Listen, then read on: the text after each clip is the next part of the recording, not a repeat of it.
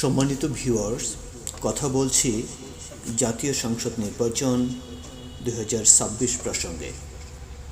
আমরা সবাই জানি আগামী 12 ফেব্রুয়ারি 2026 সারা দেশে ত্রয়োদশ জাতীয় সংসদ নির্বাচন অনুষ্ঠিত হতে যাচ্ছে। প্রতিবারের ন্যায় এবারও স্বাভাবিক নির্বাচন অনুষ্ঠিত হলেও এবার একটা ভিন্ন মাত্রা যোগ হয়েছে, তা হচ্ছে গণভোট। সংসদীয় ক্ষমতা 5 বছরের জন্য বিদ্যমান থাকলেও গণভোট এর যে কার্যকরী পদক্ষেপ তা হবে 100 বছরের জন্য। এখানে দুটি অপশন থাকবে, তার একটি হ্যাঁ আর অন্যটি না। আপনি কোথায় ভোট দিবেন প্রকৃতপক্ষে এটি আমার বলার কথা না। হ্যাঁ ভোট দিলে আপনি কি সুবিধা পাবেন তা আমি তুলে ধরার চেষ্টা করছি। এখানে গণভোটের 10টি প্রস্তাবের সারসংক্ষেপ দেয়া হলো।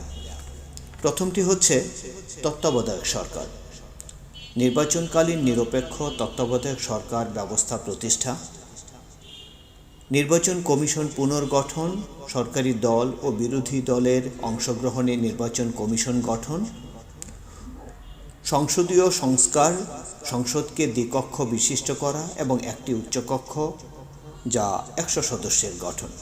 উচ্চকক্ষের ক্ষমতা, উচ্চকক্ষের সম্মতিতে সংবিধান সংশোধন, প্রধানমন্ত্রী পদের মেয়াদ সর্বোচ্চ 10 বছরের জন্য প্রধানমন্ত্রী থাকার বিধান, নারী প্রতিনিধিত্ব, সংসদে নারীর অংশগ্রহণ বৃদ্ধি, মৌলিক অধিকার বৃদ্ধি, জনগণের মৌলিক অধিকার যেমন ইন্টারনেট সেবা বৃদ্ধি, বিচার বিভাগীয় স্বাধীনতা, বিচার বিভাগের স্বাধীনতা ও ক্ষমতা বৃদ্ধি, বিরোধী দলের ক্ষমতা, বিরোধী দল থেকে স্পিকার ও কমিটি চেয়ারম্যান নির্বাচন, চুক্তির বাধ্যবাধকতা, জুলাই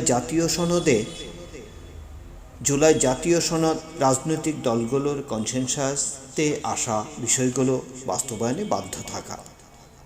এই প্রস্তাবগুলো জুলাই জাতীয় সনদ 2025-এর অংশ এবং এর ভিত্তিতেই এই গণভোট অনুষ্ঠিত হবে, যা মূলত সংবিধান সংস্কারের জন্য জনগণের মতামত যাচাইয়ের একটি প্রক্রিয়া। এই প্রস্তাবগুলো জুলাই জাতীয় সনদ 2025 এর অংশ এবং এর ভিত্তিতেই এই গণভোট অনুষ্ঠিত হবে, যা মূলত সংবিধান সংস্কারের জন্য জনগণের মতামত যাচাইয়ের একটি সহজ প্রক্রিয়া।